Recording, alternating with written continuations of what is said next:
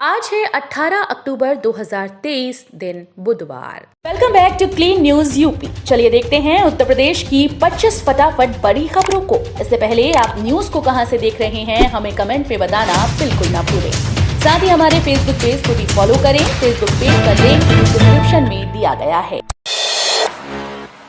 Boring कराने के लिए सरकार देगी 3.92 लाख रुपए, करें आवेदन। लोहिया सामूहिक नलकूप योजना उत्तर प्रदेश सरकार की महत्वाकांक्षी योजनाओं में से एक है। इसके तहत किसानों को नलकूप बनाने पर राज्य सरकार भारी अनुदान देती है। लोहिया नलकूप योजना से किसानों को सिंचाई सुविधा विकसित करने के लिए बोरवेल करवाने पर अनुदान दिया जाएगा। नलकूप निर्माण के लिए SC/ST वर्ग के किसानों को 100% अनुदान देने का प्रावधान है, यानी SC और ST वर्ग को बिल्कुल मुफ्त बोरवेल मिलेगा, जबकि सामान्य और OBC वर्ग के किसानों को बोरवेल करवाने पर 75% यानी 3.92 लाख रुपए का अनुदान मिलेगा। यूपी में बढ़ेगा आयुष्मान का दायरा, योगी सरकार अब इन परिवारों को देगी योजना का लाभ। प्रदेश के 3.19 करोड़ पात्र गृहस्थी राशन कार्ड धारकों के कुल 13.74 करोड़ लोगों को जल्द आयुष्मान भारत प्रधानमंत्री जन आरोग्य योजना का लाभ मिलने लगेगा। योजना के तहत प्रत्येक परिवार प्रतिवर्ष 5 लाख रुपए तक का मुफ्त इलाज करा सकेगा। दरअसल पात्र गृहस्थी राशन कार्ड नगरीय क्षेत्रों के उन परिवारों के बनते हैं जिनकी वार्षिक आय 3 लाख रुपए और ग्रामीण क्षेत्र में 2 लाख रुपए प्रतिवर्ष से कम होती है। पढ़ाई छोड़ चुके लोगों को योगी सरकार देगी मौका, 10वीं और 12वीं में ले सकेंगे एडमिशन। योगी आदित्यनाथ सरकार ने पढ़ाई छोड़ चुके लोगों की शिक्षा पूरी करने के लिए महत्वपूर्ण कदम उठाया। अब राज्य मुक्त विद्यालय परिषद से कक्षा 10 और 12वीं की पढ़ाई पूरी की जा सकेगी और इसके अंक पत्र और प्रमाण पत्र यूपी बोर्ड के समकक्ष होंगे। महिलाओं को दिवाली पर मिलेगा बड़ा तोहफा, फ्री सिलेंडर देने की तैयारी में योगी सरकार। दिवाली पर गरीब महिलाओं को योगी सरकार बड़ा तोहफा देने जा रही है। अगले महीने में दिवाली पर्व से पहले उज्ज्वला योजना के तहत लाभार्थियों को एक सिलेंडर मुफ्त मिलेगा। इसी तरह एक मुफ्त सिलेंडर होली में दिया जाएगा। इससे संबंधित प्रस्ताव खाद्य एवं रसद विभाग तैयार कर रहा है। जल्द इसे कैबिनेट से पास कराया जाएगा। इस योजना के लिए 3,000 करोड़ की रकम का बजटीय प्रावधान पहले ही किया जा चुका है। दिव्य और भव्य होगा प्रयागराज का महाकुंभ, युद्ध स्तर पर काम, नगर विकास मंत्री ने की समीक्षा। प्रयागराज महाकुंभ 2025 को दिव्य और भव्य रूप देने के साथ ही बेहतर सुविधाएं और व्यवस्थाओं के साथ मनाया जाएगा। महाकुंभ में आने वाले श्रद्धालुओं को किसी प्रकार की परेशानियों का सामना नहीं करना होगा। इसके लिए प्रदेश सरकार माननीय मुख्यमंत्री के नेतृत्व में अभी से युद्ध स्तर पर कार्य करा रही है।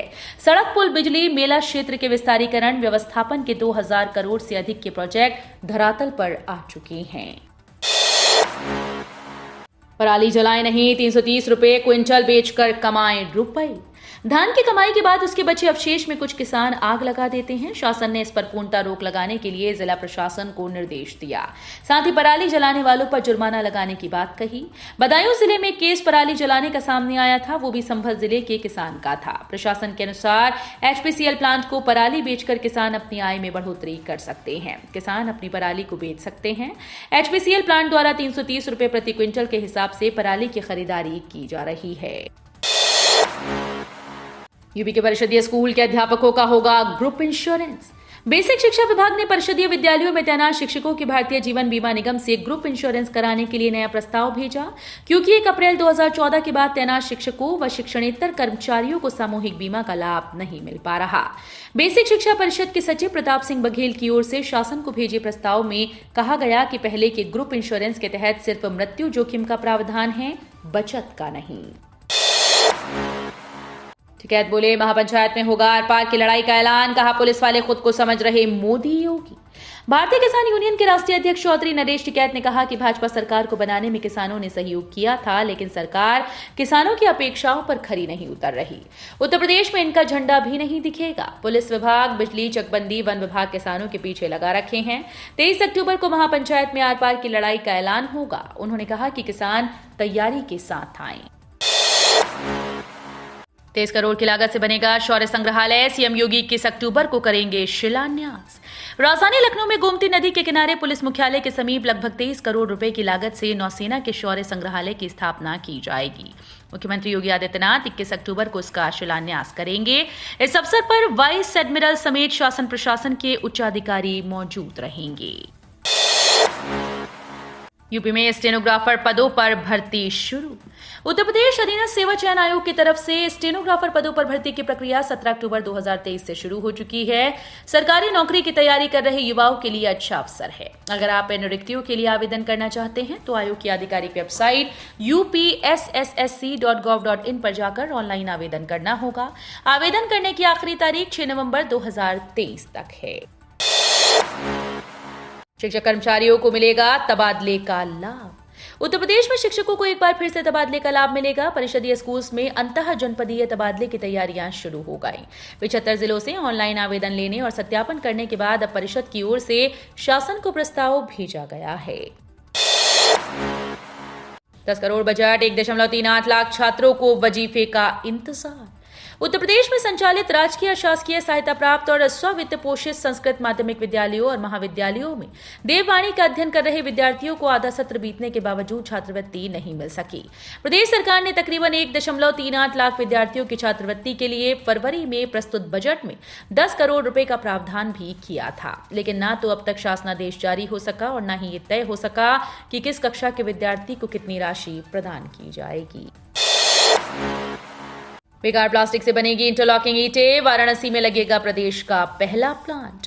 राष्ट्रीय ग्रामीण आजीविका मिशन से जुड़ी स्वयं सहायता समूह की महिलाएं बेकार प्लास्टिक से इंटरलॉकिंग ईंट तैयार करेंगी। आधी आबादी को सशक्त व आत्मनिर्भर बनाने के लिए ये पहल की गई है। जिला प्रशासन समूह की महिलाओं से इंटरलॉकिंग ईंटें लेगा। इसके लिए जिले के पिंडरा ब्लॉक के गजोखर में प्रदेश का पहला प्लांट लगाया जाएगा। खादी ग्रामोद्योग विभाग की ओर से कारोबार शुरू करने के लिए 25 लाख रुपए का बजट जारी किया गया है। अब पचपेड़वा अयोध्या से सीधे प्रयागराज हाईवे की सौगात।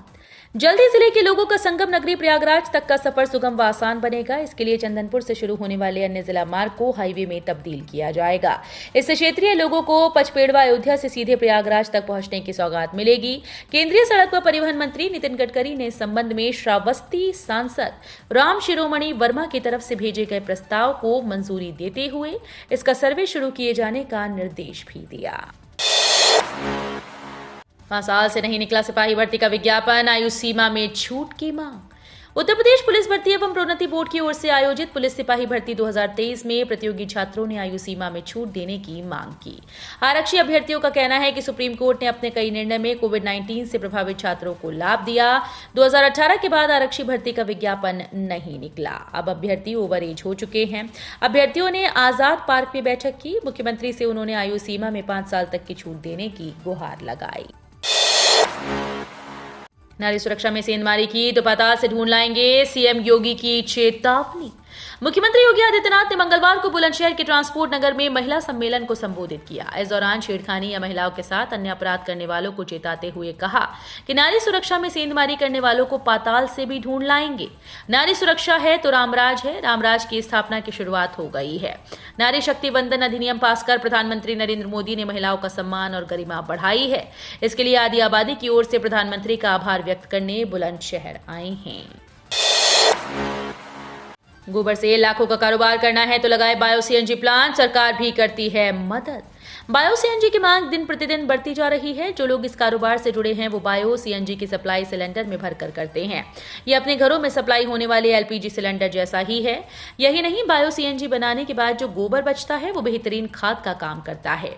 उस खाद को किसानों को बेचकर कमाई और बढ़ाई जा सकती है। सरकारी औपचारिकताएं पूरी करने के बाद आप भी बायो सीएनजी का व्यावसायिक इस्तेमाल कर सकते हैं। उत्तर प्रदेश तो कृषि अपशिष्ट आधारित बायो सीएनजी सीबीजी इकाइयों को कई तरह के प्रोत्साहन देगी। 21 लाख दियों से रोशन होगी रामनगरी। रामनगरी अयोध्या को 21 लाख दियों से रोशन किया जाएगा। इसमें 3 करोड़ 70 लाख रुपए का खर्च होने का अनुमान है। पिछले दीपोत्सव में 15 लाख दीप जलाए गए थे। दीपों का कीर्तिमान बनाने के लिए 2 करोड़ 5 लाख रुपए खर्च हुए थे। दीपोत्सव के लिए सामग्री की खरीदारी प्रक्रिया भी शुरू हो गई। अयोध्या के अलावा 27 नवंबर को वाराणसी में देव दीपावली के मौके पर काशी के 84 घाटों पर 18 लाख दीप जलाए जाएंगे। 2040 तक चंद्रमा पर पहला भारतीय, 2035 में अपना स्पेस स्टेशन। गगनयान पर बैठक में क्या बोले पीएम मोदी। चंद्रयान 3 की सफलता के बाद भारतीय अंतरिक्ष अनुसंधान केंद्र गगनयान मिशन की तैयारियों में जुटा है। प्रधानमंत्री नरेंद्र मोदी ने गगनयान की प्रगति का आकलन करने के लिए मंगलवार को उच्च स्तरीय बैठक की अध्यक्षता की। इस दौरान भारत के अंतरिक्ष मिशन को लेकर भविष्य की रूपरेखा तैयार करने पर चर्चा हुई। अंतरिक्ष विभाग ने गगनयान मिशन की प्रगति के बारे में विस्तार से जानकारी दी, जिसमें अब तक विकसित विभिन्न टेक्नोलॉजी जैसे ह्यूमन रेटेड लॉन्च वाहन और सिस्टम क्वालिफिकेशन शामिल हैं। असिस्टेंट प्रोफेसर भर्ती की वेटिंग लिस्ट होगी जारी। अधिकारियों से मांगा गया रिक्त पदों का विवरण। उच्च शिक्षा निदेशालय प्रदेश के अशासकीय सहायता प्राप्त महाविद्यालयों में असिस्टेंट प्रोफेसर के रिक्त पदों को विज्ञापन संख्या 50 के तहत वेटिंग लिस्ट से भरने जा रहा है। इसके लिए निदेशालय ने क्षेत्रीय उच्च शिक्षा अधिकारियों से रिक्त पदों का विवरण मांगा। निदेशालय इसी हफ्ते वेटिंग लिस्ट जारी करने की तैयारी में है। वेटिंग लिस्ट आने के बाद ऑनलाइन काउंसलिंग के माध्यम से अभ्यर्थियों को नियुक्ति पत्र जारी किए जाएंगे। विंध्याचल और महर में ट्रेन का ठहराव शुरू। शारदीय नवरात्र के दौरान मां शारदा के दर्शन को महर धाम जाने वाले श्रद्धालुओं को दिक्कत ना हो, इसके मद्देनजर रेलवे ने 28 ट्रेन का ठहराव महर स्टेशन पर शुरू कर दिया।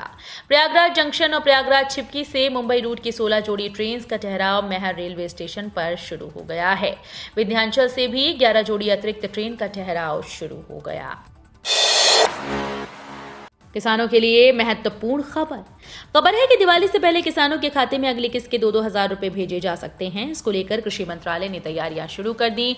अब पात्रों के नाम लिस्ट से बाहर किए जा रहे हैं। ध्यान रहे, योजना की किस्तों का लाभ लेने के लिए मोदी सरकार ने 3 दस्तावेजों को अनिवार्य किया। ऐसे में जिन किसानों ने अब तक KYC, भू सत्यापन और आधार लिंक नहीं करवाया, फटाफट अपडेट करवा लें, अन्यथा किस्त से वंचित रह सकते हैं। पीएम मोदी ने इसरो को दिया नया लक्ष्य, 2035 तक अपना अंतरिक्ष स्टेशन। चंद्रयान 3 की सफलता के बाद इसरो अब गगनयान के लॉन्च की तैयारियों में जुटा है। इस मिशन को लेकर पीएम मोदी की अध्यक्षता में बैठक हुई। इसमें पीएम ने इसरो प्रमुख और अधिकारियों को लक्ष्य देते हुए साल 2035 तक भारतीय अंतरिक्ष स्टेशन और 2040 तक चंद्रमा पर इंसानों को भेजने का लक्ष्य पूरा करने को कहा। साथ ही बैठक में गगनयान मिशन की तैयारी का मूल्यांकन किया गया और 2025 में इसके लॉन्च की पुष्टि की गई। अब अमेरिका ने 2000 सैनिकों को रखा अलर्ट मोड पर। इजराइल हमास के बीच जारी जंग में अमेरिका पूरी तरह से इजराइल के साथ खड़ा है। इस बीच खबर आ रही है कि अमेरिकी सरकार के आदेश पर करीब 2000 अमेरिकी सैनिकों को अलर्ट कर दिया गया है। बता दें कि अमेरिकी राष्ट्रपति जो बाइडेन आज इजराइल पहुंच रहे हैं। बाइडेन का कहना है कि वो हमास के खिलाफ एकजुटता दिखाने के लिए इजराइल आ रहे हैं। भ्रष्टाचार में लिप्त पेशकार, लेखपाल और कानूनगो की बर्खास्तगी होगी। शासन को भेजी जाएगी रिपोर्ट। यूनिटेक की जमीन पर बलिया के कमलदेव सिंह यादव का नाम दर्ज कराने के मामले में निलंबित पेशकार हेमंत कुमार सन, तत्कालीन लेखपाल लक्ष्मण गिरी और कानूनगो महेंद्र सिंह की बर्खास्तगी की सिफारिश शासन से की जाएगी। अपर जिलाधिकारी वित्त और राजस्व वंदिता श्रीवास्तव की रिपोर्ट के साथ पूरे प्रकरण की रिपोर्ट शासन को भेजी जाएगी। तो ये थी आज की 25 फटाफट बड़ी खबरें। अगर आपको न्यूज पसंद आई हो तो वीडियो को लाइक और शेयर जरूर करें। धन्यवाद।